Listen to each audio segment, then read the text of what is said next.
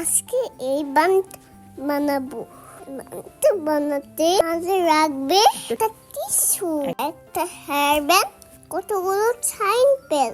প্রথমে টিস্যুটাকে ভাঁজ করব, আবার এইভাবে ফোল্ড করব।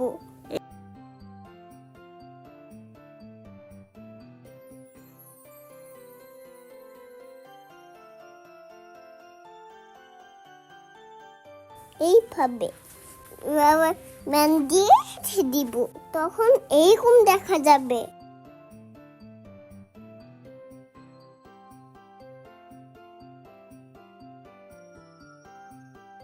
সাইনপেড দিয়ে এঁকে দিব, দুটো ছিঙে এঁকে দিব, চোখ এঁকে দিব। এই তো আমার বানি হয়ে গেল।